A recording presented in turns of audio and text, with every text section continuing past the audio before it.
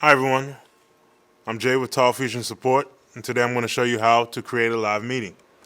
Once you log into your product dashboard, you'll need to click on the icon to the left that looks similar to a screen. This represents live meetings. This will take you to your live meetings calendar page. The options to the left are Schedule, Presentation Maker, and Reports. Let's go ahead into Presentation Maker so we can show you how you can design a presentation for your first live meeting.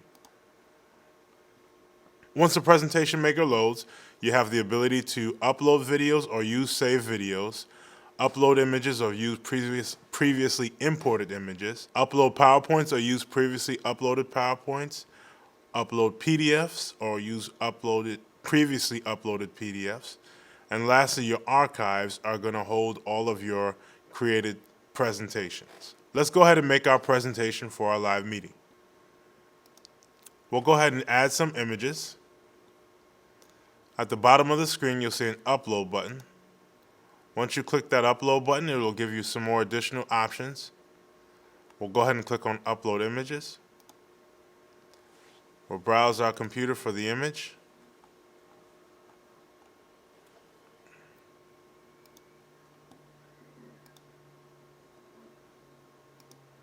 We'll go ahead and add some more images.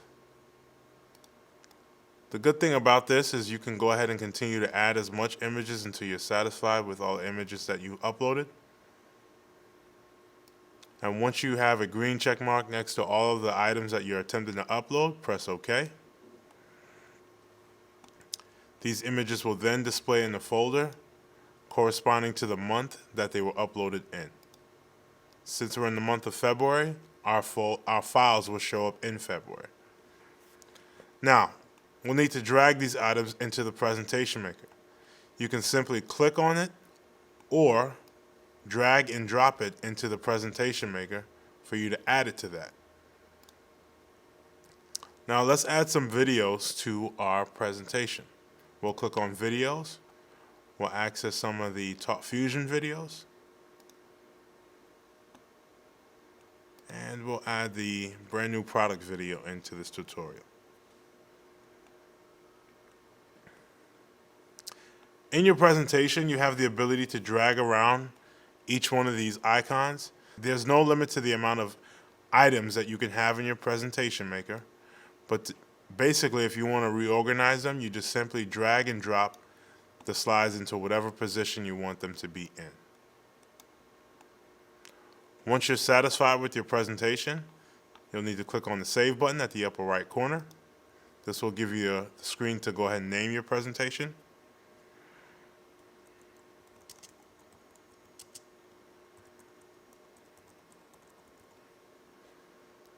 And then hit Save. Once again, that presentation you just created is available in the Archive section. And just like when you upload images, that presentation is listed in the month that it was created in. If you ever wanted to click on it or edit that presentation, you just need to click on it from within the month list. Edit by adding or deleting other slides to your presentation. Don't forget to hit Save after you're done editing your presentation. Now that we've created our presentation, let's go ahead and create our meeting for this presentation. We'll click on the Schedule button and it will take us back to the calendar page. Let's go ahead and click on the date that we want to create our presentation on. And let's give our meeting a name.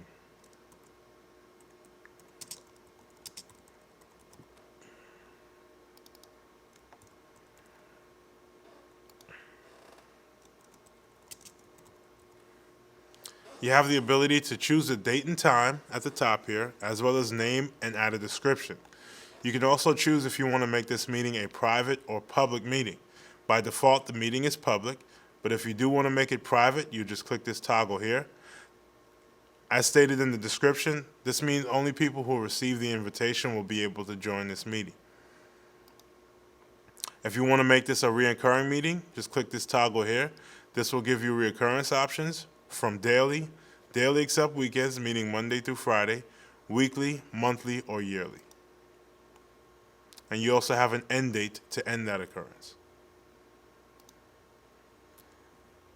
Once you're satisfied with the meeting, go ahead and click Create. It will then tell you that that meeting's created and list the meeting on the date of the calendar that you selected. Now let's go ahead and select this live meeting so we can reveal some additional options. Once you click on the meeting, it's going to open up the detail panel, and in that panel you have the ability to copy and share the link to anyone that you would like to invite or have join your meeting. It also allows you to launch the meeting, invite people using our invite method. So by clicking on that invite method, you have the ability to go ahead and fill out your contact information.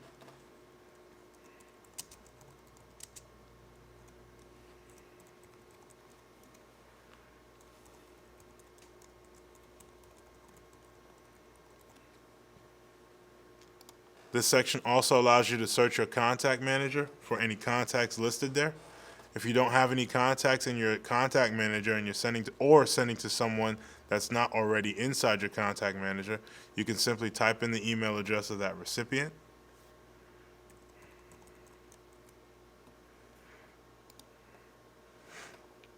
And once you add it, it'll be confirmed in gray. It'll show up as a gray bubble. You can add multiple email addresses into this section. You can also select any contact folders or groups that you already have in your address book. We'll go ahead and create a subject line for this.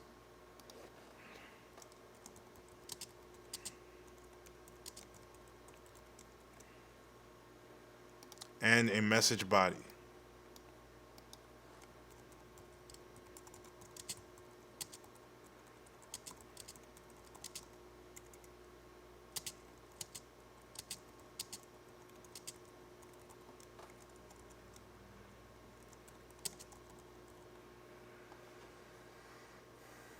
Once you're ready to send your invitation, just go ahead and scroll down and press the send button. It will then give you confirmation that your invitation has been sent. Next, you have the ability to configure add-ons to your meeting. By clicking this section, you'll have the ability to send a reminder email, follow-up email, add a survey, or customize the background for this live meeting. The reminder email option gives you the ability to send an email an hour before the start date, 1 day before the start date, or both 1 hour and 1 day before the start date. Below it gives you a preview of the message body contents that will show up in that reminder. You still have the ability to customize the subject line of this email. Similar to the reminder email, the follow-up email is almost the same. However, the options are different when it comes to following up or emailing. You have the ability to send it immediately after the broadcast, 1 day after the broadcast, or 3 days after the broadcast. This would be good to say thank you to people who have joined your meeting. You have the ability to customize that subject line or message text in that follow-up email.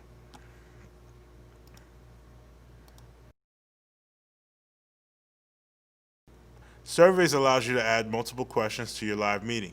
You can choose a survey type, choose any previous surveys that you have, or add a new survey.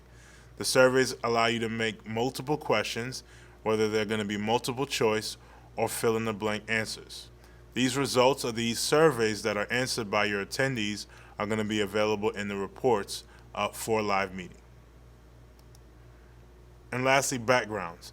You have the ability to choose multiple backgrounds listed in TalkFusion to customize your live meeting.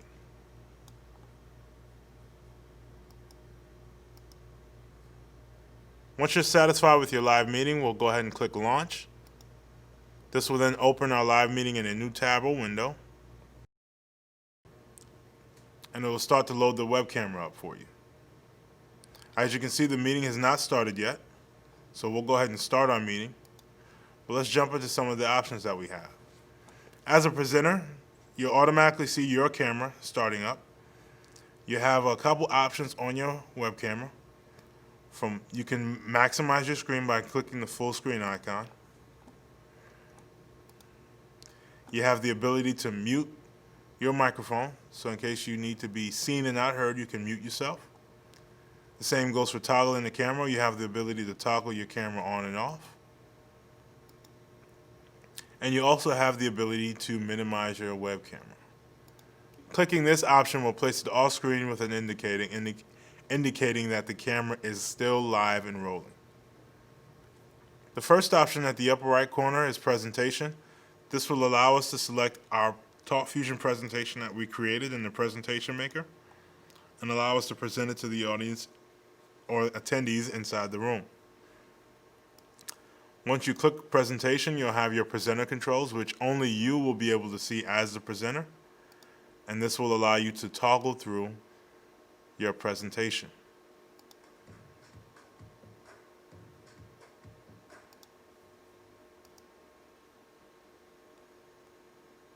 In addition to toggling back and forth with the arrows, you can scroll through and select any particular slide that you like.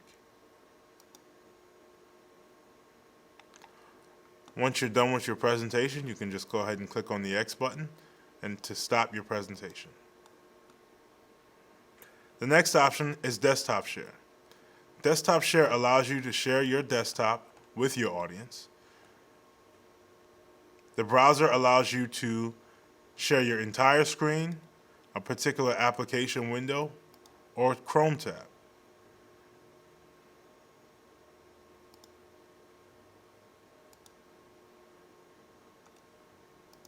So as you can see, our audience is now seeing our Chrome tab when we shared our desktop.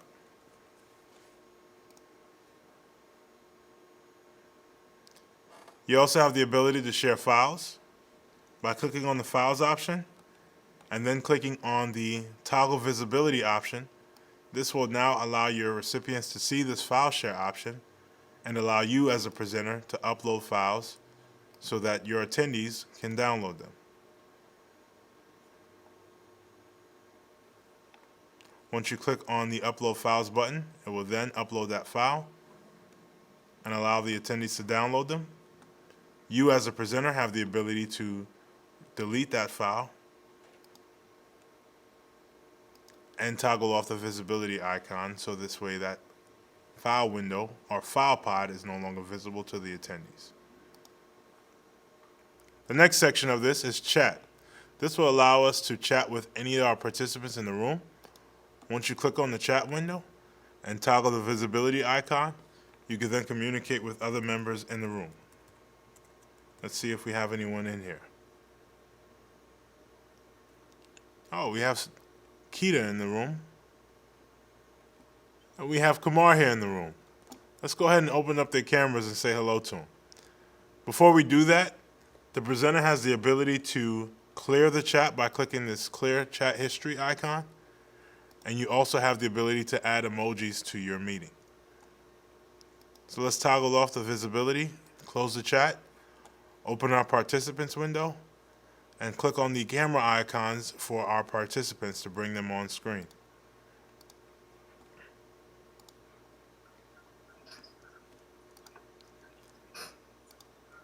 We got Kumar and Keita. As you can see, as a presenter, we have the ability to mute their microphones, mute their cameras, and also turn off their camera pods. The same as with the presenter stream.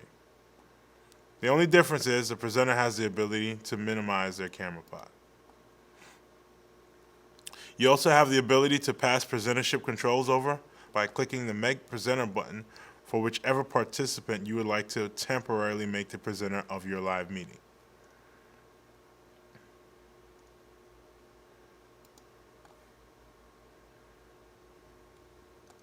You also have the ability to draw in your live meeting. So we'll bring up a presentation and we'll show how this draw tool works.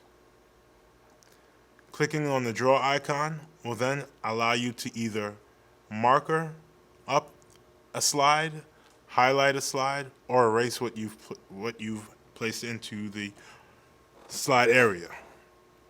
You also have the ability to change the width and color of this particular whiteboard section. It's very simple to use. Just simply click and drag to highlight something.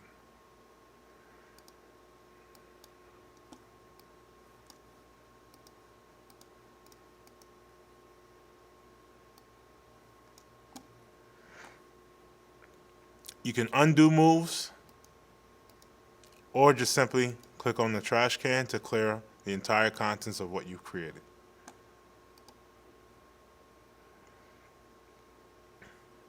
Last but not least is record. Similar to desktop share, you have the ability to record your entire screen, a particular application window, or Chrome tab. Once the recording is completed, it will be available in the report section.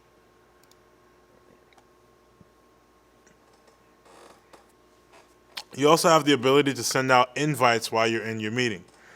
You can either copy the link directly, use the invite participant option, which is very similar to the option you saw when you started your live meeting or before you started your live meeting in the calendar screen. You have your options menu, which will allow you to change the background of that meeting.